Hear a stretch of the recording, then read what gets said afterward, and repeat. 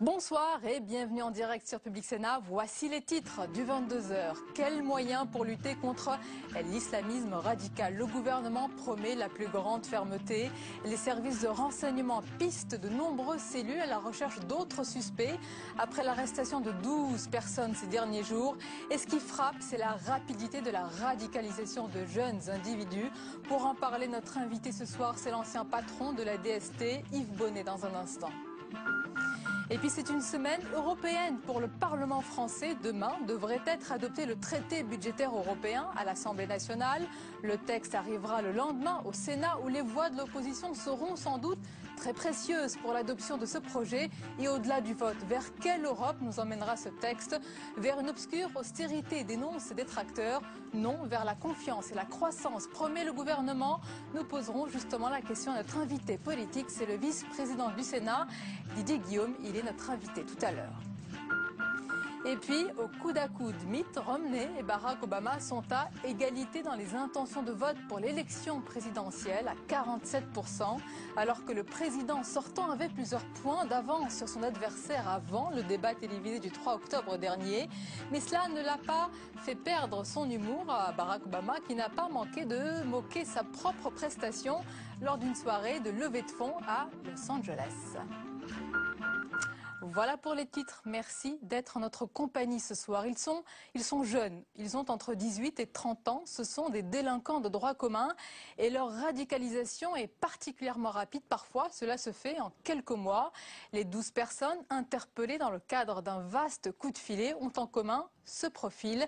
Et le rôle, vous allez le voir, d'Internet et dans ce cheminement, il est loin d'être négligeable. Les détails avec Jérôme Rabier.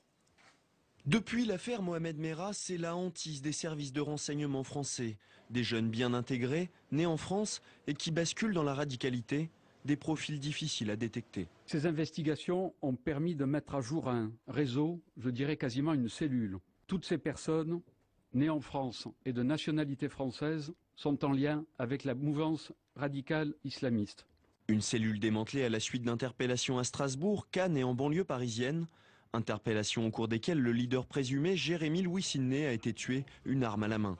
On le voit ici dans une vidéo postée sur Internet. C'était le plus âgé, il avait 33 ans. Les autres membres sont tous des jeunes âgés de 18 à 25 ans, la plupart convertis sur le tard à l'islam. On a affaire, y compris là, à des jeunes convertis qui vivaient dans certaines conditions, défragmentation du lien social, dislocation des liens familiaux, perte de repères. Les nouveaux convertis sont généralement plus facilement, quelles que soient les confessions, les religions, plus facilement radicaux.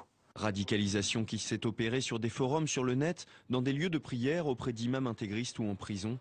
Un terrorisme à la française, né en France, souvent en banlieue, alimenté puis entretenu par un antisémitisme primaire, mais aussi par le rejet de l'Occident. Et dans l'actualité, Lionel Jospin à l'Élysée pour s'entretenir avec le chef de l'État à la veille de la présentation des travaux de sa commission. Je vous rappelle que l'ancien Premier ministre a été chargé de réfléchir à la rénovation et à la déontologie de la vie politique. Mais le secret entourant ces travaux a irrité, vous allez le voir, plus d'un parlementaire, Cécile Cixous. Pas de fuite, rien ne filtre du travail à huis clos mené par la commission Jospin. Les parlementaires n'ont même pas été consultés alors qu'ils devraient être les premiers concernés par les réformes de cette mission. Exclus, ils sont critiques. Je ne pense pas qu'un sujet aussi vaste que rénover la vie politique puisse se contenter d'une réunion à huis clos. Il aurait fallu effectivement entendre la voix de parlementaires. La voix de Philippe Marigny, en tout cas, a été entendue. En tant que président de la commission des finances du Sénat, il a eu le droit à un tête-à-tête avec Lionel Jospin. Pour lui, si cette commission a le mérite d'exister, elle aurait pu prendre le temps d'écouter un peu plus les élus. Je crois que la commission aurait pu prendre un peu plus son temps. Il n'aurait pas été choquant qu'elle prenne 3 mois de plus. Je crois que cela aurait plutôt renforcé l'intérêt et l'autorité de ces travaux. La manière Jospin ne plaît pas, bien différente de celle d'Édouard Balladur, chargé pour son comité de réfléchir au même sujet. Et de son temps, on auditionnait à tour de bras et en public. Il était dans une situation très différente de la commission Jospin, car dans le comité Balladur, il y avait énormément de sujets qui étaient tout à fait nouveaux. Si même dans le camp socialiste, certains sont sceptiques, ils auront tout de même le dernier mot sur les réformes les concernant. Qu'il soit saisi d'une proposition toute ficelée maintenant de la Commission sur laquelle il ne puisse pas ensuite échanger. Mais dès lors qu'il aura toute liberté pour débattre et pour amender, très sincèrement, je ne vois pas un motif là à polémique. Les conclusions de la commission Jospin seront rendues début novembre. Et on saura demain si les industriels bénéficient d'un sursis avant de faire disparaître le bisphénol de leur emballage alimentaire. Le Sénat se prononce sur un éventuel report de l'interdiction générale de cette molécule toxique déjà prohibée pour les biberons. On voit tout cela avec Nathalie Guilloire. Le bisphénol A est partout dans notre quotidien. Conserve, canettes, une molécule invisible mais dont la production s'élève à 3 millions de tonnes par an. Alors difficile de s'en passer du jour au lendemain, du coup le Sénat a repoussé à 2015 au lieu de 2014 l'interdiction du bisphénol A dans les contenants alimentaires. Une décision incompréhensible pour le fondateur du réseau Environnement Santé. Il y a urgence et je crois que les sénateurs n'ont pas peut-être encore bien compris, parce que c'est relativement récent effectivement, cet enjeu autour des perturbateurs endocriniens. Le bisphénol est un perturbateur endocrinien, c'est-à-dire une substance qui perturbe le système hormonal. Une année de perdue, c'est une année effectivement qui va impacter la santé de toute une génération. Une exception tout de même en ce qui concerne son interdiction pour les contenants de produits destinés aux enfants de moins de 3 ans. La Commission a maintenu la date de 2013, une bonne nouvelle pour la sénatrice Chantal Jouanneau, même si c'est encore insuffisant. Pour moi, il faut aller beaucoup plus loin dans cette loi, pas tant sur les contenants alimentaires pour tout le monde, mais surtout pour les enfants, et interdire purement et simplement, en tout cas poser le principe global, d'interdiction d'exposition du fœtus, donc de la femme enceinte et allaitante, et du nourrisson au bisphénol A. Même si la loi est repoussée à 2015, la France ferait figure d'exemple au niveau européen dans la protection contre le bisphénol A. Et j'accueille le premier invité du 22h ce soir, c'est l'ancien patron de la DST, Yves Bonnet. Bonsoir. Bonsoir. Et bienvenue, vous avez dirigé le service de 1982 à 1985. On va d'abord écouter le ministre de l'Intérieur, Manuel Valls, c'était ce matin, on l'écoute. Travail tout à fait exceptionnel est mené depuis plusieurs jours par la police judiciaire, par la direction centrale du renseignement intérieur, sous l'autorité, évidemment, et je veux le rappeler à chaque fois, de la justice. Il faut pousser les investigations, en savoir plus, connaître le rôle de chacun. Il y a des gardes à vue qui, comme vous le savez, se prolongent. Il y aura sans doute peut-être d'autres arrestations. Manuel Valls a donc souligné le rôle primordial de la DCRI, direction centrale du renseignement intérieur, qui est en train de rechercher d'autres suspects, puisque le ministre a évoqué de nouvelles arrestations possibles. Comment ça se passe, Yves Bonnet? Est-ce qu'on remonte les réseaux? Est-ce qu'on s'infiltre? Oui, il faut. La base de la lutte antiterroriste, c'est la connaissance du sujet, c'est la connaissance du milieu et c'est l'identification des personnes qui seraient susceptibles d'apporter une contribution à ces réseaux terroristes, direct ou indirect. Donc, ce que le ministre appelle un travail exceptionnel, moi je serais tenté de dire que c'est un travail normal, c'est un travail de routine. J'espère que la police accomplit tout. Mais est-ce que ce n'est pas plus compliqué aujourd'hui pour les services de renseignement de contrer bien ces nouvelles filières? Oui, alors ce qui est beaucoup plus compliqué, c'est qu'aujourd'hui, on sort de schémas habituels où on avait, il faut dire les choses comme elles sont, tendance à se focaliser sur une population d'origine islamo-maghrébine ou islamo-arabe, si le mot arabe veut dire quelque chose.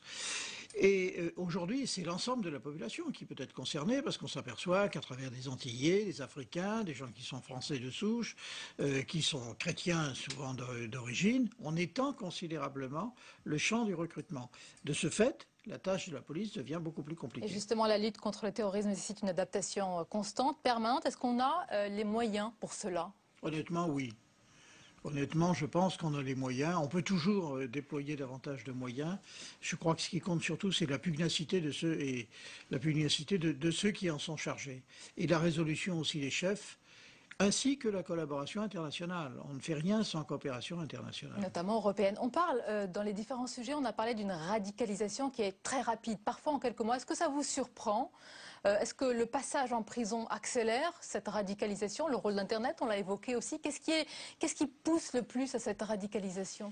Il y a un certain nombre de facteurs un peu exceptionnels. Vous parlez de la prison. Je ne suis pas sûr que la prison soit l'école de la radicalisation islamique. En revanche, il y a un travail rampant, moi qui me paraît assez dangereux, qui est développé par les salafistes. Il faut dire les choses comme elles sont.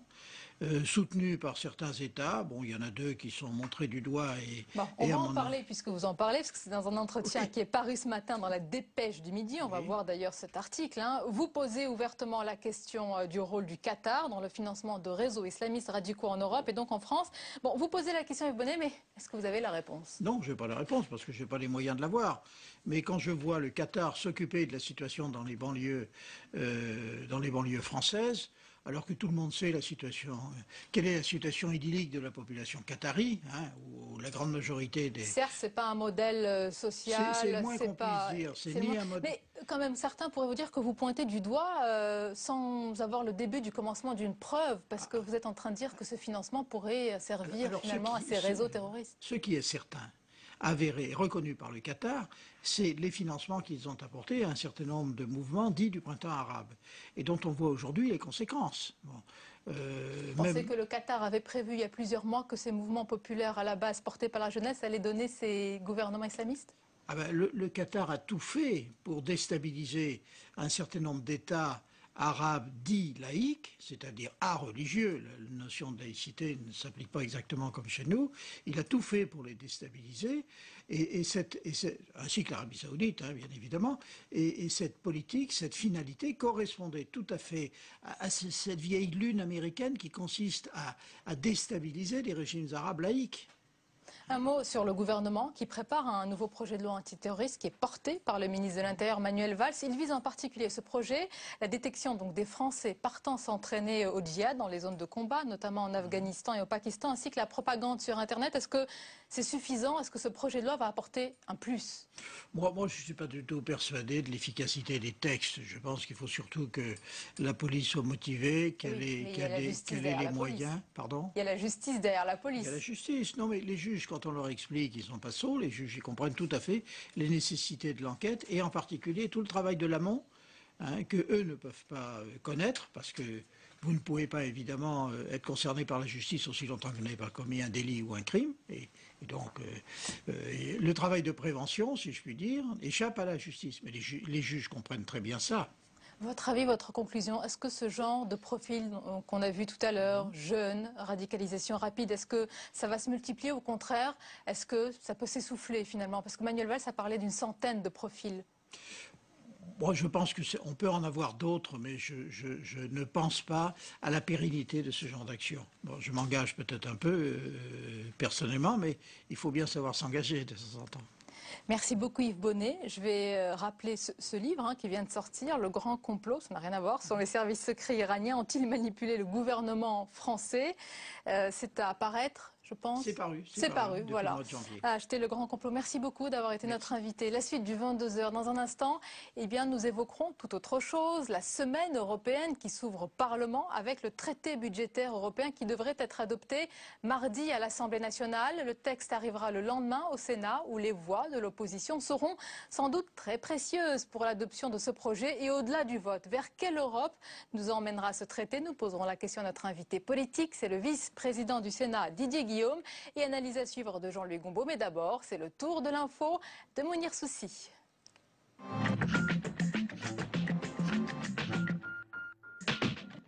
Comme chaque année, le Presse Club décerne son prix Humour et politique.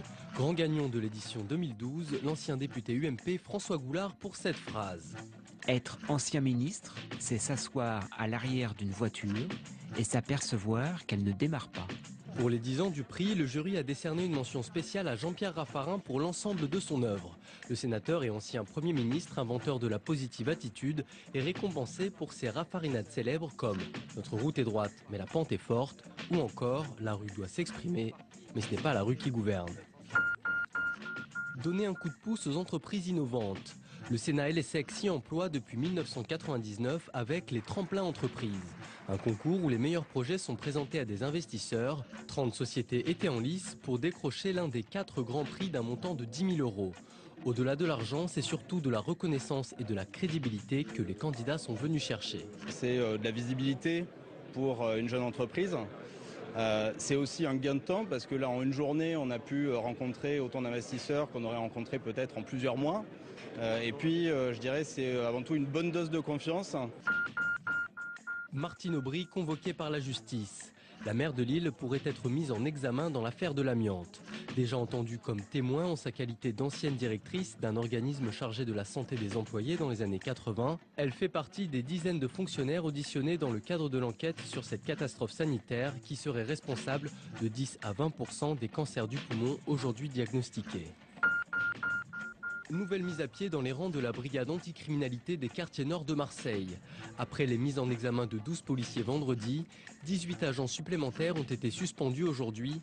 Au total, une trentaine de fonctionnaires sont concernés par des affaires de vol, extorsion et trafic de stupéfiants, soit la quasi-totalité de l'unité dissoute par Manuel Valls. Les temps sont durs dans les rangs de la police.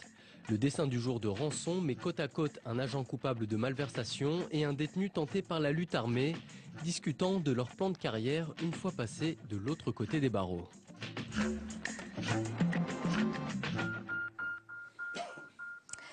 Et nos invités sur le plateau du 22h, interview à suivre dans un instant avec le vice-président du Sénat, Didier Guillaume. Bonsoir. Bonsoir. Bienvenue. Notre chroniqueur est avec nous, Jean-Louis Gombaud, bonsoir. Et Jean-Louis, on va commencer à parler d'argent, gros sous, 700 milliards d'euros de capacité de prêt. Le prêt, c'est le MES. De quoi s'agit-il et comment va-t-il fonctionner? Alors, il a été mis sur les fonds baptismaux aujourd'hui même au Luxembourg. On en parle déjà depuis 2 ans.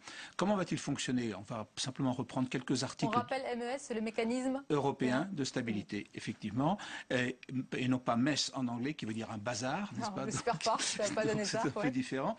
Mais donc, le fonds mécanisme européen de stabilité, donc, qui a été aujourd'hui mis sur les fonds baptismaux par les ministres des Finances des 17, on peut le définir sa fonction en suivant le traité. Dans son article 3, il dit qu'il s'agit de mobiliser les fonds nécessaires à destination de pays en difficulté. Comment sait-on qu'un pays est en difficulté? C'est quand on voit ses taux d'intérêt sur sa dette commencer à flamber. Article 8, effectivement, il dit qu'on va mobiliser 700 milliards d'euros, dont 500 milliards seront empruntés sur les marchés des capitaux. Comment ça va fonctionner? Le MES est doté d'un capital social. Il va emprunter par tranche, évidemment, pas d'un coup, les milliards en question à un taux d'intérêt faible, parce que le MES aura le triple A, et il le reprêtera aux pays en difficulté les sommes dont il aura besoin. Et puis, pour assurer une certaine efficacité, et là on voit que ça peut poser un petit problème politique, il y a l'article 9 du traité qui constitue le mécanisme européen de stabilité qui dit que les États actionnaires, dont évidemment la France, l'Allemagne et les 17 pays membres de la zone euro, s'engagent immédiatement à apporter les fonds nécessaires que va lui demander le MES. Et effectivement, on ne va pas demander aux députés, aux sénateurs, est-ce que vous êtes d'accord pour faire le chèque, le temps que la spéculation s'accroche sur un pays en difficulté, tout peut exploser, mais on voit bien que quelque part, on s'engage par avance et quelque part, il y a quand même, on squeeze un petit peu les processus politiques traditionnels. Jean-Louis, quel pays va-t-on aider en priorité avec ce nouveau mécanisme? Alors on pense d'abord évidemment à l'Espagne qui déjà maintenant sait qu'elle aura 100 milliards pour aider ses banques. On pense à la Grèce également, puisque la Grèce a déclaré aujourd'hui qu'à la fin novembre, elle aura encore besoin d'un autre plan d'aide d'une trentaine de milliards. Pour l'instant, on est largement dans l'enveloppe. Je vous ai parlé de 700 milliards d'euros, très largement. Et l'idée, c'est que, au fur et à mesure, on en parlera tout à l'heure avec notre invité, c'est que de l'application du fameux traité budgétaire, les pays assainiront leurs finances publiques et effectivement, le problème, à terme, ne se posera plus. Il faut quand même dire que tout n'est pas réglé au millimètre, puisque dans le mécanisme européen de stabilité, il est prévu qu'on puisse aider les États, mais aussi les banques. Les banques. Le problème, c'est qu'on dit, oui, mais quand on aura constitué une union bancaire européenne. Et là-dessus, exactement, ce n'est pas pour demain, peut-être pour après-demain. Oui. Jean-Louis, vous avez parlé de ce traité budgétaire européen qui arrive au Sénat, donc mercredi, après l'Assemblée nationale. Didier Guillaume, selon vous, vers quelle Europe il nous emmène ce traité? Ce traité a été rediscuté, renégocié les 28 et 29 juin par François Hollande. Nous savons bien que l'Europe idéale n'existe pas. Et si nous souhaitions avoir nous-mêmes une Europe telle que nous la voulions, elle n'est pas possible aujourd'hui. Mais il faut faire un pas en avant. Et la renégociation du traité, le fait qu'aujourd'hui le mot croissance ne soit plus un mot tabou, mais soit inscrit au niveau européen, est une grande avancée. Donc c'est une Europe aujourd'hui qui va devoir gérer sa crise financière, qui va devoir faire en sorte que les pays reviennent à un endettement supportable. Aujourd'hui, nous sommes au bout de ce que nous pouvons faire. Et demain, une Europe sera l'Europe redistributrice, une Europe, nous l'espérons, sociale, une Europe citoyenne. Non, c'est une orientation politique. Mais pour beaucoup, et certains dans votre propre majorité, Didier Guillaume, ce traité nous précipite vers une Europe à la dure. C'est une potion amère, c'est une punition disciplinaire, pour certains même au Parti socialiste. Ils sont peu nombreux, ceux-ci, et j'espère qu'ils le soient le moins nombreux possible. Nous avons des visions différentes, certains. L'Europe a toujours divisé le pays. On a vu le dernier traité européen, le dernier référendum, qui a divisé l'ensemble du pays, qui a divisé la gauche. Alors tout le monde pensait qu'il y aurait un vote pour, il y a eu un vote massivement contre. Donc il y a des visions différentes. Moi je pense que ce n'est pas de l'incantation qu'il faut faire, c'est de l'action. Aujourd'hui on ne demande pas aux parlementaires d'être des parlementaires godillots, mais des parlementaires réglo. Ils ont été élus après François Hollande, grâce à François Hollande. Et le président de la République a annoncé qu'il voulait... Vous leur demandez d'être reconnaissants. Mais s'ils ont été élus, c'est parce que François Hollande l'a été avant eux. Et on savait très bien quelle était la position du président de la République. Donc moi, ce que je leur demande, c'est de ne pas masquer leurs convictions, mais c'est de se dire le pas en avant. L'Europe que nous voulons, elle doit se faire en avançant. L'Europe, elle est malade. Il y a deux solutions aujourd'hui.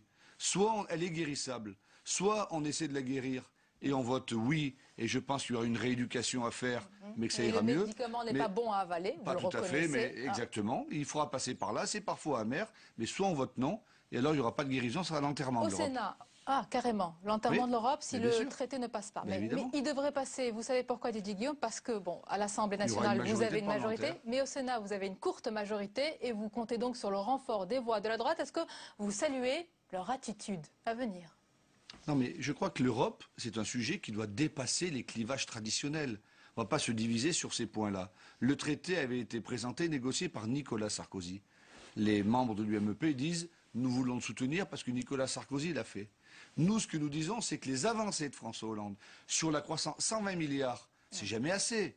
On aurait fait 200, 300, 400, mais 120 milliards, ils n'y étaient pas, ils y sont. La croissance va venir, et nous pensons qu'il faut que ce traité soit voté aussi majoritairement par la gauche. Mais au Sénat, 5 voix de majorité avec un groupe communiste qui va voter non dans son ensemble, et sûrement quelques écologistes, ça ne passera pas. D'ailleurs, évoquons l'attitude des Verts, et en particulier au Sénat. Regardez ce que dit le patron du groupe écolo au Sénat, c'est Jean-Vincent Placé. Voici sa phrase. Le traité, c'est une erreur majeure qui marquera le quinquennat. Franchement, il n'est pas très reconnaissant avec vous qui avez permis d'obtenir un groupe ici. Oui, ça fait partie de la vie politique. Je crois que c'est pas grave. Chacun est aussi obligé de tenir compte de ses propres... phrase qui marquera le quinquennat. Non, cette phrase est grave, mais après, ça va passer. Je crois que chacun aujourd'hui est obligé d'avancer, parfois dans la surenchère, pour des raisons internes à leur propre organisation politique. Je le regrette. Je le regrette. Et il faut tracer la voie pour l'Europe. Et tracer la voie pour l'Europe, c'est que le traité soit ratifié. Jean-Louis Gourbaud, Didier Guillaume a dit que le traité a été renégocié, ce qu'a dit François Hollande, mais Jean-Marc Ayrault a quand même apporté une nuance parce qu'il a dit qu'il n'y a pas eu de changement juridique sur le texte. Est-ce que ça veut dire qu'il n'y a pas eu de renégociation finalement? On ne peut pas parler de renégociation, et d'ailleurs aucun traité dans l'histoire de l'Union européenne depuis 1956, le traité de Rome, n'a été renégocié. Le général de Gaulle lui-même n'était pas en faveur du traité de Rome. Il n'était pas d'accord avec, et il l'a pourtant ratifié. Il y a un mécanisme assez bizarre dans l'histoire de l'Europe, c'est que l'Europe, quelque part, n'admet pas l'alternance. La seule alternance que l'Europe trouve, c'est l'Europe elle-même, en tout cas. Et donc, pourquoi ne dites-vous pas, écoutez, effectivement, on n'a jamais pu renégocier un traité, on a essayé de le faire, on n'a pas pu le faire, et il faut quand même le ratifier. Pourquoi vous ne dites pas cette solution qui serait en fait acceptée par tout le monde? Pourquoi nous ne disons pas cela? C'est que ça ne suffit pas, c'est la première partie du raisonnement. Oui, le traité a été mis en place, négocié entre Mme Merkel, M. Sarkozy et les autres chefs d'État européens. Mais il n'y a pas eu que cela. Et le sommet des 28 et 29 juin a amené autre chose. Les 120 milliards n'y étaient pas. Le mot croissance n'y était pas. Donc nous voulons dépasser cela. Nous allons ratifier ce traité parce que nous sommes obligés de le faire, mais en ayant un objectif supplémentaire, une vision plus loin. François Mitterrand disait « La France est notre patrie, l'Europe est notre avenir ». Eh bien, non seulement l'Europe est notre avenir, mais ça doit être demain notre quotidien. Et aujourd'hui, entre les Français et l'Europe, C'est pas de la confiance qu'il y a, c'est de la défiance. Si on demande à nos concitoyens ce qu'ils pensent de l'Europe, c'est l'Europe du chômage, l'Europe des délocalisations. Nous n'en voulons plus. Le combat sera long. Nous devons aller vers l'Europe de l'espoir, l'Europe d'un renforcement des possibilités vous en parlez avec beaucoup de d'exister. conviction. Vous espérez convaincre encore les récalcitrants dans votre propre majorité. Vous pensez avoir quelle majorité, Didier Guillaume, ici au Sénat? Sur les sénateurs socialistes et apparentés? Combien de défections? Peut-être une. Combien de divisions? Peut-être une. Une défection, peut-être pas. Je ne sais pas. Nous allons essayer. Nous avons encore réunion demain matin pour en parler. Oui. Donc, alors, nous allons parler à présent de la politique plus générale de M. Hollande et M. Ayrault. La droite se fait très offensive sur la politique du gouvernement. C'est le cas de Nathalie Kosciusko-Morizet qui, via une tribune dans le Figaro, nous allons la voir, sa prose est très virulente. Elle étrille le président amateur, fustige une équipe politique qui frise chaque jour l'imposture. Tout ce qui est excessif est dérisoire, aurait dit ma grand-mère lorsque j'étais petit. Elle me disait, fais attention à tout cela. Je crois qu'aujourd'hui, l'UMP est empêtré dans des divisions internes, dans le combat pour la présidence, du pain au chocolat aux bourgeois de la politique. Je crois que ce n'est pas bon. Vous ne vous sentez pas visé? Je ne me sens pas du tout visé. Ce que je vois par contre, c'est qu'aujourd'hui l'UMP ferait mieux de s'intéresser aux préoccupations de nos concitoyens. Ils se font la guerre entre eux, ils attaquent les personnes, mais ils ne disent rien sur le fond. Pourquoi? Parce que la situation dans laquelle nous sommes, les 600 milliards de dettes supplémentaires, le déficit du commerce extérieur, les 3 millions de chômeurs, nous les avons trouvés en arrivant. Et nous allons travailler pour maintenir cela. En 2007, la première action budgétaire de Nicolas Sarkozy, ça a été de creuser le déficit de 15 milliards. En 2012, la première action de François Hollande, c'est le réduire de 30 milliards. C'est fondamentalement différent. Mais, Didier Guillaume, à gauche, certains reconnaissent, notamment, c'était Gérard Collomb dans le journal du dimanche, ce dimanche, reconnaissent que les ajustements ne sont pas terminés, qu'il y a encore quelques hésitations. Est-ce que vous reconnaissez que tout n'est pas parfaitement huilé? Et c'est peut-être normal après quelques mois. J'espère même que tout ne soit pas ficelé et huilé. Vous l'espérez vraiment? La discussion, la négociation, la discussion sociale, les corps intermédiaires doivent pouvoir dire ce qu'ils ont à dire. Le fameux débat sur les pigeons. Oui. Eh bien voilà, ils se sont exprimés. Le gouvernement a dit, si c'est pas bon, faisons autre chose. Ce n'est pas grave tout cela. Justement sur ces pigeons, n'aurait-il pas été normal qu'on demande aux députés et aux sénateurs d'apporter lors de la discussion budgétaire les modifications qui étaient demandées par ces fameux pigeons, au lieu que ce soit directement le gouvernement qui modifie son projet de budget? C'est le gouvernement. On passe par-dessus vous? Pas du tout, au contraire. C'est le gouvernement qui dépose un projet de budget, un projet de loi de finances pour 2013. Il l'ajuste avant de le présenter au Parlement. Au Parlement, nous aurons toujours la possibilité de faire des amendements et d'aller plus loin sur certaines dispositions du projet de loi. Ça ne me pose aucun problème. Je voudrais qu'on termine aussi sur le discours de François Hollande. C'était lors des États généraux à la Sorbonne. Il a parlé de l'un des aspects dont on a beaucoup parlé ici, c'est le non-cumul des mandats. Une loi est à venir. Il y a beaucoup de réticences au Sénat. J'ai évoqué tout à l'heure Gérard Collomb, il y a François Rebsamen, il y a Jean-Pierre Bel, le président du Sénat, qui a reconnu qu'il n'y aura pas de majorité ici. Est-ce que c'est le cas? Est-ce qu'il peut y avoir un blocage au Sénat?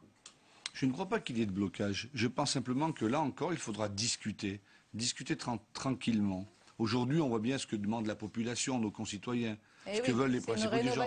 Il faut rénover la vie politique. Et donc vous, personnellement, vous êtes malheureusement, pour cette loi? je pense que la rénovation de la vie politique ne passe pas uniquement ou exclusivement par la limitation du cumul des mandats. Êtes-vous pour cette loi? Donc, moi, je suis pour que cette loi passe en 2013, mais je suis totalement opposé au mandat de parlementaires uniques et des parlementaires hors sol qui seraient désignés par les partis politiques. Donc il faut des exceptions?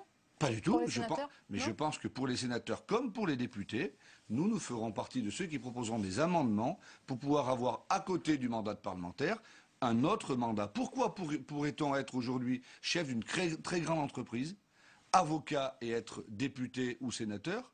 Parce qu'on n'a pas été choisi par le peuple, c'est un mandat du peuple, c'est différent. Si on n'a pas le temps, s'il faut être parlementaire unique pour avoir le temps d'exercer ses responsabilités, alors ça y va aussi pour le métier. Vous voyez, ça peut nous emmener loin. Donc il faudra là aussi être serein et débattre tranquillement. Merci Mais Didier nous le ferons. Merci d'avoir été notre invité. Merci Jean-Louis Gombault pour vos précisions. Et on arrive à la fin de ce journal. Merci à vous de nous avoir suivis dans un nouveau décor pour le 22h. Peut-être l'avez-vous remarqué. J'espère que ça vous plaît surtout. Ça plaît déjà Didier Guillaume et Jean-Louis Gombault.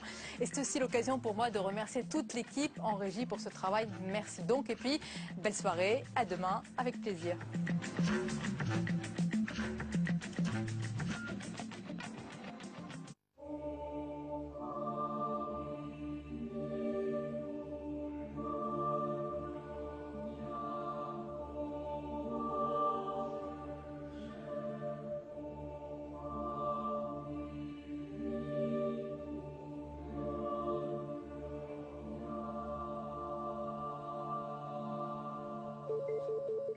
bonjour Madame Lemoine, brigadier Cercy du commissariat de Vincennes. Je vous appelle pour vous aviser d'un vol fausse qualité avec violence qui vient de se commettre sur la commune de Saint-Mandé, avec un préjudice très important, à savoir plus de 50 000 € de bijoux.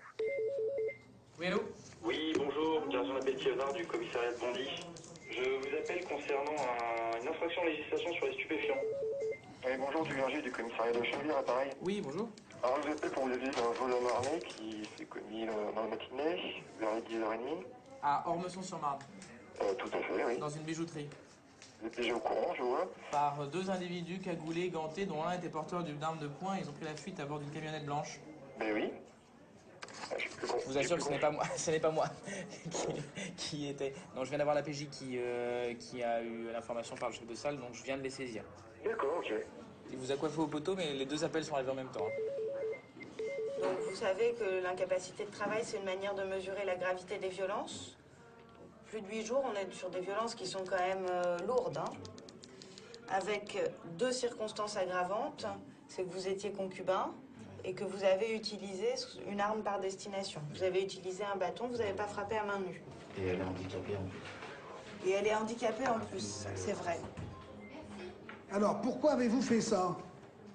Fatigue et énervement.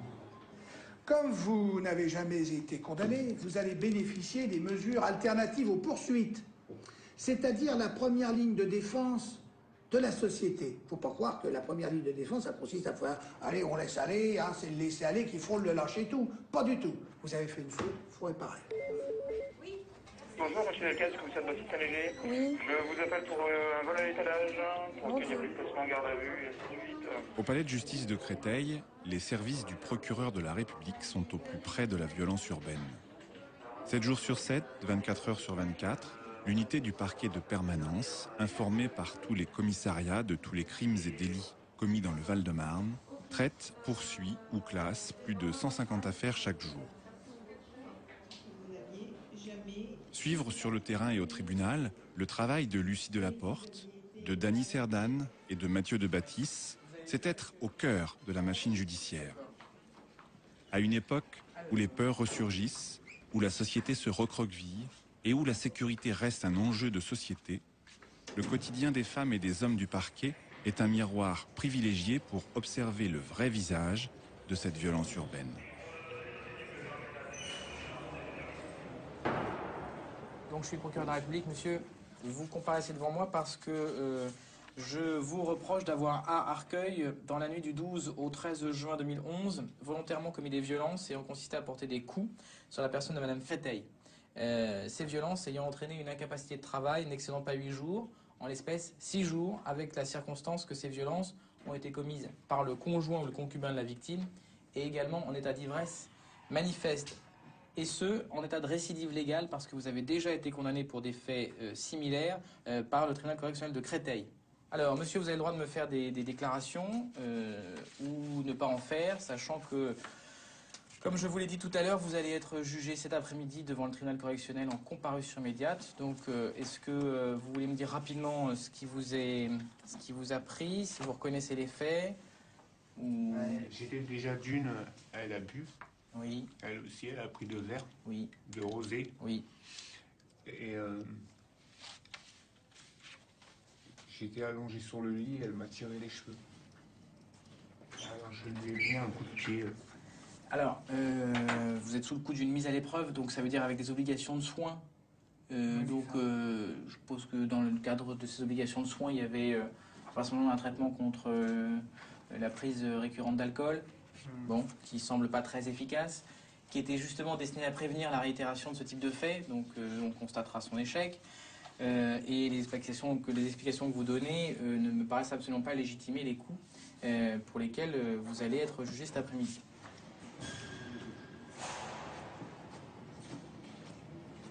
Le procureur de la République, spécifiquement à l'audience, il est l'avocat de la loi.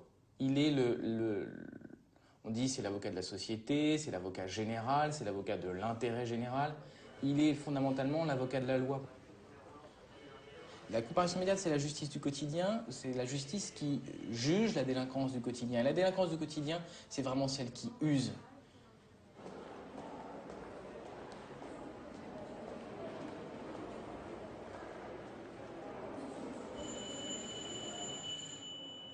elle indique qu'il consomme entre 1 litre et 3 litres de vin rosé espagnol par jour.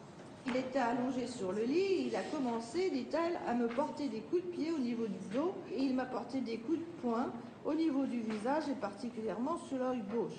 Je comprends bien, c'est elle la victime, non pas moi. En principe, c'est elle la victime parce que si c'est elle qui avait porté des coups, elle serait dans le box. Hein.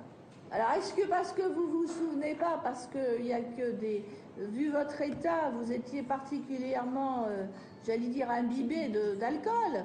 Alors, vous pouvez un peu dire pourquoi, monsieur? Ce qu'elle a oublié de préciser, c'est que je l'aime. Mais aujourd'hui, je crois que c'est la deuxième fois que je passe au tribunal et c'est qu'il y a une raison. Oui, mais vous l'aidez comment, monsieur? Il l'aime. Vous l'aimez. Et alors, vous l'aidez quand même? Est-ce que vous l'aidez? Qu'est-ce que vous faites? D'accord, vous lui donnez 100 € par mois.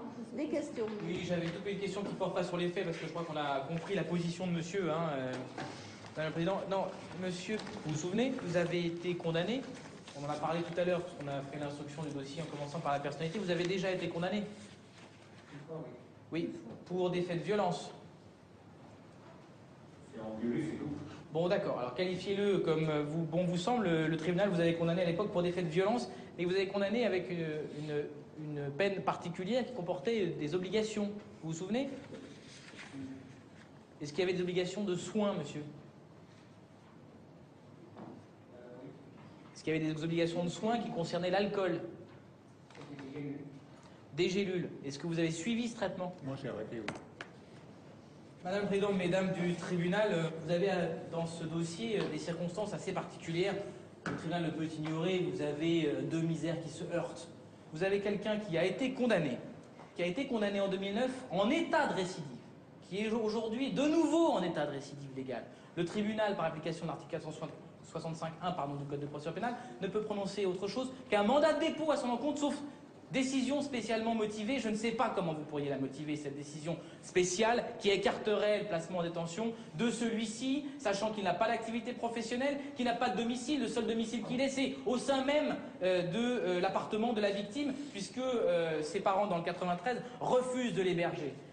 Quelqu'un qui, au surplus non content d'être sans récidive et sous le coup d'une mauvaise épreuve, qu'il a décidé d'arrêter les soins auxquels il était astreint et que, eh bien, les mêmes causes reproduisant souvent les mêmes effets, vous avez celui-ci qui, hébergé par humanité par sa concubine, s'alcoolise et, n'appréciant pas la remarque de celle-ci sur son hygiène, la frappe et occasionne 6 jours d'incapacité de travail et d'un état de récidive. Je vous demande de le condamner à la peine de 24 mois d'emprisonnement, dont 2 ans d'emprisonnement par application de la loi sur la peine plancher, 24 mois d'emprisonnement, dont 18 mois assortis d'un sursis avec des épreuves. Et vous allez, évidemment, au regard des éléments que j'ai déjà évoqués, décerner mandat de dépôt à son encontre pour que le tribunal puisse faire application de la loi et assurer l'exécution de la peine. Je vous remercie, monsieur le procureur. Maître en défense, vos observations? Non, pas des observations, Madame le Président, une plaidoirie. J'ai bien entendu les réquisitions de monsieur le procureur et pour une fois, je serais presque d'accord. Presque d'accord parce que, oui, il y a une chose qui est indéniable, c'est que monsieur est un alcoolique et il est malade. C'est un alcoolique et il est malade. Il est alcoolique depuis l'âge de 16 ans. C'est l'enquête APCARS qui l'indique. Ça se confirme quand on remarque qu'à 38 ans, monsieur Baïdé en paraît presque 60. Alors, est-ce que la prison lui permettra de se sortir de ce problème d'alcoolisme? Je ne voudrais pas faire d'ironie, mais ça se saurait si la prison aidait les alcooliques à sortir de l'alcool. Là encore, je ne vais pas rentrer dans les statistiques, mais vous savez que récemment, nous avons battu le record de surpopulation carcérale, 65 000 détenus en France aujourd'hui. Alors tout simplement, je vous demanderai de tenir compte de ces différents éléments, d'écarter l'application de la peine plancher, et de faire preuve de la plus grande bienveillance à l'égard de M. Baïdé. Je vous remercie, maître. Le tribunal, après en avoir délibéré, vous déclare coupable des faits qui vous sont reprochés, fait application de la peine plancher, vous condamne à 24 mois d'emprisonnement, dont 20 assortis d'un sursis mis à l'épreuve pendant un délai de 2 ans. avec notamment une obligation de soins, l'interdiction d'entrer en contact avec Madame Fina Donté et l'interdiction spécifique de se présenter au domicile de cette dernière.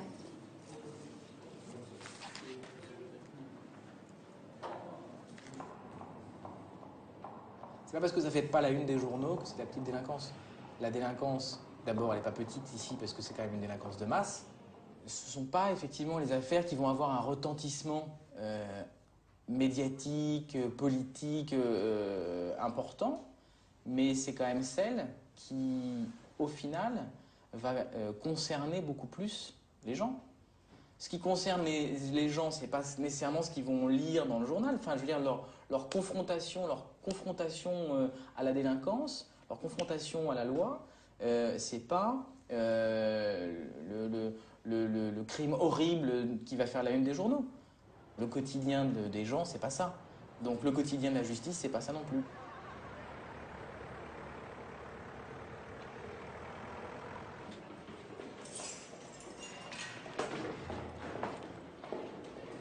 Monsieur, je suis procureur de la République. Je vous reçois pour vous expliquer ce que je vous reproche et pour vous dire surtout que vous allez être jugé en comparution immédiate cet après-midi devant le tribunal correctionnel de Créteil. Vous êtes de nationalité algérienne. Vous avez la nationalité française aussi ou pas? Non. Vous avez une profession, c'est vous êtes couvreur. Vous travaillez actuellement? Oui. Oui. Et vous êtes sans domicile fixe? Exact. Vous n'avez pas de logement? Bon. Vous résidez où? Vous dormez dans la rue ou vous dormez à droite à gauche, dans les foyers? Comment vous faites? À droite à gauche, chez des amis, chez des potes. Quand j'ai de la thune, ce qui arrive assez fréquemment, vu que je travaille, j'arrive à dormir à l'hôtel.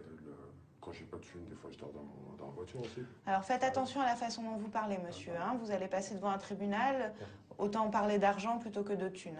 Hein. Il vous est reproché 2 infractions, monsieur, qui sont en réalité la même infraction. Il vous est reproché des violences sur vos enfants, des violences particulièrement graves. D'abord parce que vous êtes le père de ces enfants, donc vous êtes leur ascendant. Et ensuite parce que ces violences donc, sur douane ont entraîné une incapacité de travail de 5 jours et sur son lit une incapacité de travail de 15 jours. Donc c'est très important. Surtout 15 jours, c'est vraiment des violences qui sont lourdes, monsieur. Vous avez conscience quand même de la gravité de ce que vous avez commis ou pas? Oui.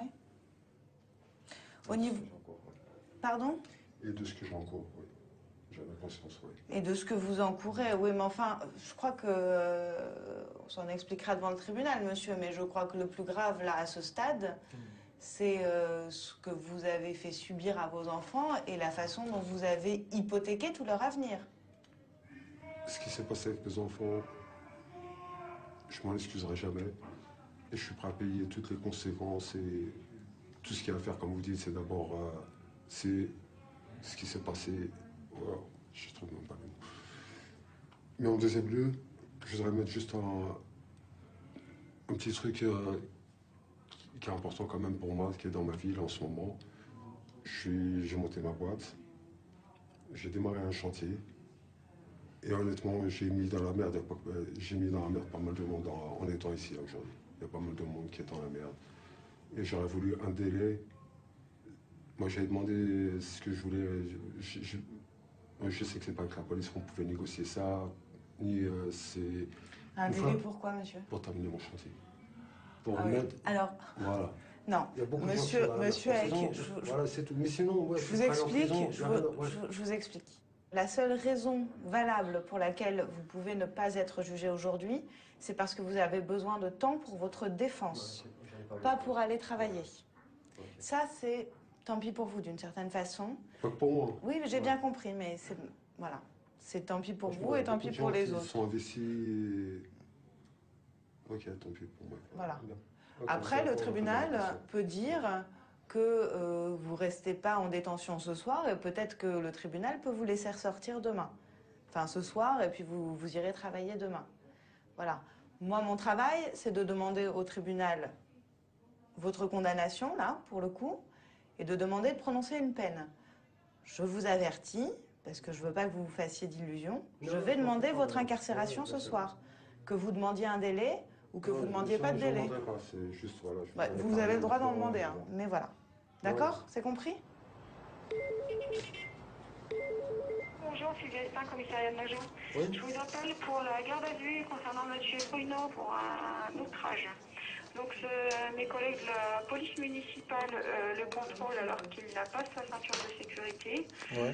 De là, ils refusent de leur présenter la carte grise et le permis de conduire du véhicule et ils les insultent en leurs termes, la verbalisation, t'as qu'à te la mettre dans le cul et va te faire enculer. Oui, bon, ben pour ce monsieur, je vais faire un rappel à la loi par délégué du procureur. Je vais vous passer le greffe pour la date de délégué et vous notifiez la date et vous levez la garde à vue à l'issue. D'accord?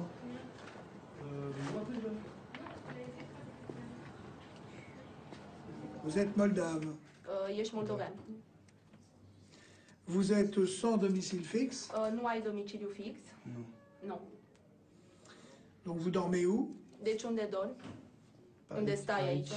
Când la prieteni, când pe parcuri. Chez des amis ou dans des parcs? Vous êtes devant moi pour un rappel à la loi. Le but de cette opération, c'est de vous arrêter sur la première ligne de défense de la société, qui est le rappel à la loi. Qu'est-ce que vous avez volé dans le magasin Franprix? Ce ai furat în magazinul Franprix? Două bucăți de carne. 2 morceaux de viande. C'est tout? Atât? Da. Oui. Moi, ce que je vous dis au nom du procureur de la République, si vous commettez des vols, Da, deci în numele vous irez en Procurorului détention. Republicii spune că dacă mai comiți furturi, ai să mergi în închisoare. Am înțeles. Oui, j'ai compris. Et ça, il ne faut pas le faire. Vous avez compris que si vous faites, Asta ai înțeles că si vous commettez des dacă mai vols, vous irez en comiți détention. furturi, ai să mergi în detenție, ai să mergi în Nu, închisoare. vă promit că nu. Alors, Il s'engage, il promet de ne plus... donc vous vous engagez et vous promettez d'avoir un comportement exemplaire. Da, deci îi promiți că ai să ai un C'est ça? comportament exemplar. Promit. Oui. Promit dacă... Comme j'aimerais vous croire. Franchement, je souhaiterais, de tout cœur. Il y a des chances.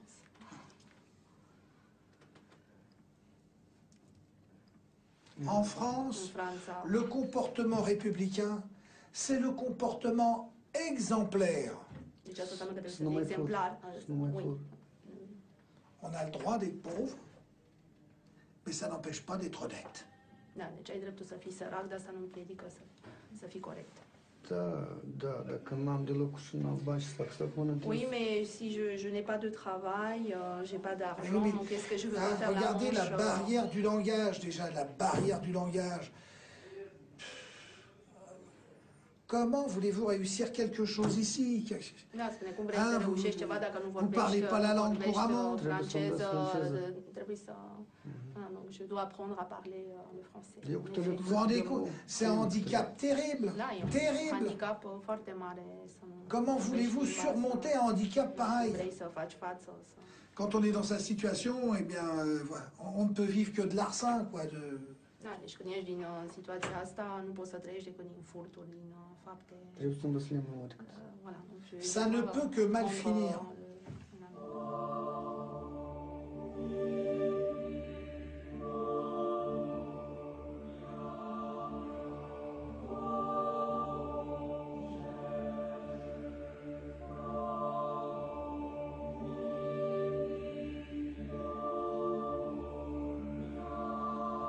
Tout le monde est confronté à un moment ou à un autre à une situation où on peut glisser dans la délinquance. Il y en a qui vont dire, oui, bon, c'est des gens qui n'ont pas d'espoir. Moi, je pense que c'est juste des gens qui ne se projettent pas dans l'avenir, pour tout un tas de raisons qui sont propres à leur parcours, mais qui ne se projettent pas dans l'avenir. Si vous vous projetez dans l'avenir quand vous allez commettre une infraction, vous ne la commettez pas.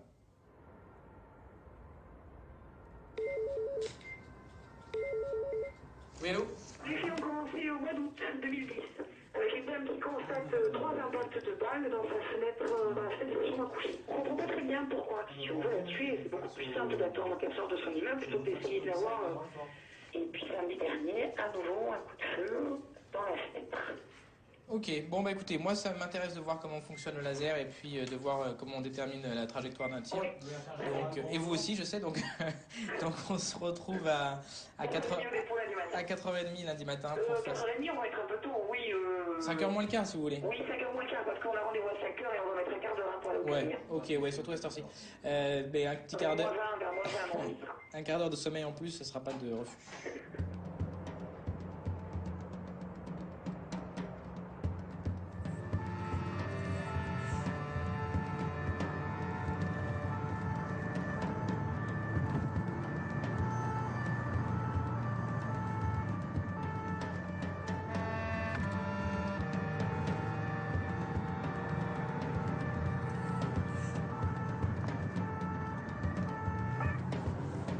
On va faire le laser avec Ça, ouais, l'IRCGN. On y va?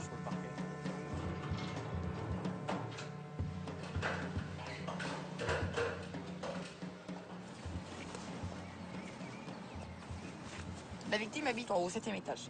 Et depuis le mois d'août, elle reçoit des impacts dans sa fenêtre et dans les montants métalliques sur les côtés. En tout, on en compte 8. Août, septembre, janvier et mai. Les collègues de la balistique de chez nous avaient déterminé un angle de tir qui couvrait une zone assez large. Donc on avait choisi de taper les appartements qui sont sur la terrasse. Les deux grandes terrasses là. On avait fait des perquisitions, ça n'avait rien donné. Donc là, j'ai fait venir les collègues de l'IRCGN, la balistique. Donc là, ce matin, ils vont faire un laser. C'est-à-dire, comme on a trouvé pas mal d'impacts sur la façade de cet immeuble-là aussi la semaine dernière, et il y en a un qui est récent, il y en a un qui est traversant.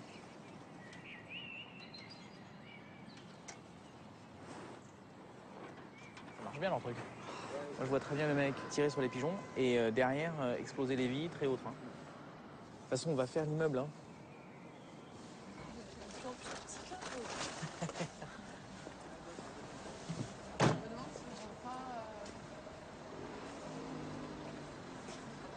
L'appartement de la victime, c'est l'appartement qui est en face. D'accord. Un immeuble en face.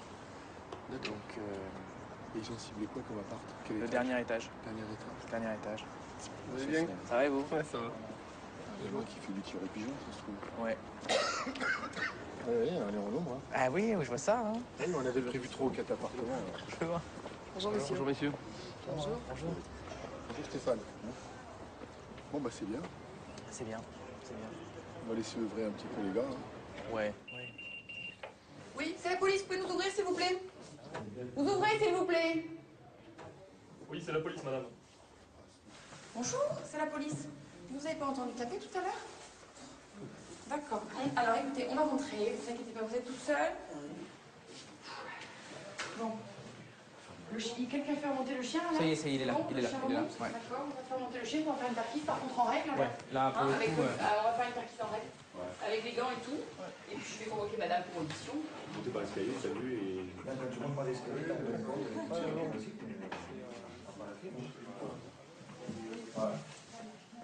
Ben là, on a trouvé une licence de tireur et puis une affiliation à un club de tir. Tiens, tenez. La suite, voilà. Bon, c'est quelqu'un d'assidu. Oui. Très. Puis quand il 19, peut pas. 20, 23, Voilà. 26, 27, 4, 16, 1000. C'est pour le plaisir qu'il fait ça? C'est du sport, hein? C'est du sport. D'accord, ne vous inquiétez pas. Ne vous inquiétez pas, tout va bien. On a été blessé, d'accord. C'est votre chambre, madame? C'est votre chambre avec la chambre privée, d'accord? Et là? Ok. Et là? Ça, c'est son côté. C'est son côté? De qui? Côté de monsieur. D'accord. C'est votre mari? Oui. D'accord, ok. Bon. Mais a priori, bah voilà, on a trouvé l'arme. Vas-y, fous-la en l'air. Ah oui, non, c'est un bon ça. Ah ouais, ça c'est pas du 22 ça. C'est autre chose. Ça, c'est pas. Attends. Attention. Vas-y. Mets-toi. Moi je regarde déjà. Ah, je pense plutôt que c'est ça. Là. Ça. Je pense plutôt que j'ai trouvé. Ouais, on va le mettre en. Vas-y, ouvre. Il y a quelque chose encore. Donc... Là. Ah ben voilà. En plus, c'est une lunette. Il y a tout ce qu'il faut. Vous les avez jamais vus ça? Et vous savez qu'il a une carte de tireur, non? Oui, ça, il a une licence. Oui, oui. Ok. Et vous saviez pas qu'il y avait Mais des il a armes? déclaré, il me semble qu'il les a déclarés. Ah oui, non, mais ça, le problème de la déclaration, c'est autre chose. Les armes, vous les aviez vues ici, non? Non, moi j'ai jamais vu, non. Je pense qu'il devait s'en servir ou les utiliser quand j'étais pas là. D'accord. Mais quand il fait du tir, c'est ce qu'il emporte? Oui. D'accord. Donc vous l'avez déjà vu partir faire du tir avec? Non, je le vois jamais. mais jamais en ski. Ah bon, d'accord, ok. Bon, je rentre pas dans l'intimité de votre... On va demander aux collègues de l'IRCGN de la mettre en sécurité. Il y en a deux. Ils vont faire les comparaisons avec les... Je vais l'appeler. Pour pouvoir m'assurer Ouais. des charges. Et puis tous ceux qui n'étaient même pas au courant, qui se faisaient tirer dessus, mais ouais, ça marche. Très bien. À bientôt. À bientôt. Merci. Au revoir, madame. Au revoir.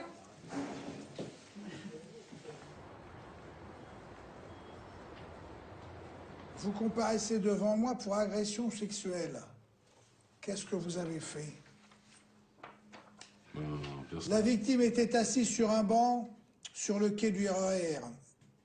Monsieur Agar s'est assis à côté d'elle, l'a invité à prendre un verre, puis lui a caressé la cuisse. C'est ça? C'est ça? Il faut me dire la vérité, hein. La victime a quitté la gare. Monsieur l'a suivi. Il m'a dit, viens, je t'invite, je te paie. Voilà ce que je lui aurais dit à cette jeune femme. Comme je ne répondais toujours pas, il a posé sa main sur ma cuisse et l'a glissée jusqu'à mon genou. Je lui ai dit que s'il me retouchait, j'allais me défendre. J'ai quitté le quai et je suis sorti sur le parvis de la gare. Il m'a suivi en me disant, t'es bonne, t'es bien foutue. Viens chez moi, tu ne le regretteras pas. Donc, ce que je vous dis au nom de Madame la procureure de la République, puisque c'est une dame qui commande ici, hein, ce que je vous dis et ce que je vous demande, c'est éventuellement consulter un médecin si vous avez quelque chose, si vous avez des pulsions, quelque chose, ou des envies, ça peut arriver, hein. Oui. Mais la loi garantit à la femme des droits égaux à ceux de l'homme, et en aucun cas, une dame qui n'est pas consentante, on ne peut la contraindre à quoi que ce soit, ni la toucher en quoi que ce soit. Donc vous ne vous rappelez pas de lui avoir fait des propositions sexuelles? Non, monsieur. Et qu'est-ce que vous aviez bu? Entre des demi et puis un peu de whisky, voilà. Dans quelle quantité? Je pense que c'était beaucoup de whisky, voilà. Quantité, je pense. Combien de whisky? Oh, ça, je pourrais pas vous le dire, là. Un demi-litre? La moitié d'une bouteille, on va dire. La moitié d'une bouteille de... Vous avez bu la moitié d'une bouteille de whisky et de la bière, c'est ça? Voilà. Ah ouais. Quand je vous écoute, là, je vous sens pas. Je vous sens pas. Excusez-moi, mais... Je vous sens pas. Il y a des gens, je vous sens pas. Je vous trouve là, je sais pas. Je vous sens pas comme... Pourtant, j'en vois défiler des gens, hein. Mais je vous sens pas, vous. C'est ce qu'on me reproche qui me surprend, quoi. Mais vous rendez... Attendez, il faut être clair. Cette jeune femme, elle vous a jamais vu. Elle est née en 93, elle vous a jamais vu. Pourquoi aurait-elle inventé ça? Pourquoi aurait-elle dit cela? Franchement. C'est la question. Hein, elle a une attitude exemplaire. Il n'y a rien dans son passé qui laisse supposer qu'elle a eu une attitude équivoque à un moment donné. Rien du tout. Au contraire, droite comme un i. Alors, elle n'a pas rêvé, quoi. Première surprise. Monsieur Agar, puisque ce sont les instructions du procureur de la République, je vais vous laisser repartir. Mais je vous mets bien en garde. La prochaine fois, vous irez en détention. Il n'y aura pas de prochaine fois, non. Je l'espère bien. Moi aussi. Notre entretien est terminé. Vous avez signé là. J'attends de vous un comportement irréprochable.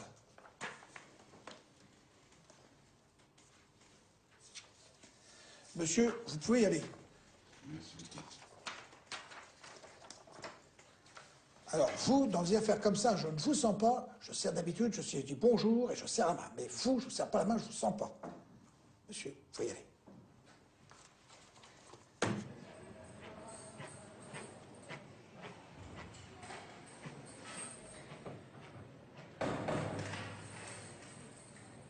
Je suis le procureur de la République. Vous comparaissez devant moi parce qu'on vous reproche des faits pour lesquels il apparaît que vous êtes assez coutumier, hein, des faits donc de conduite malgré l'injonction de restituer le permis de conduire, permis qui a été donc invalidé suite à un retrait total de points. C'est ça. Voilà, vous conduisez alors que votre permis est annulé. Voilà. Pourquoi? Parce qu'en fait, dire là-bas, je connaissais pas, c'est que la fois où je me suis fait attraper, j'avais une course très très importante et j'ai pris le volant et j'aurais pas dû. Oui. Alors, vous n'auriez pas dû comme en 2007, vous n'auriez pas dû comme...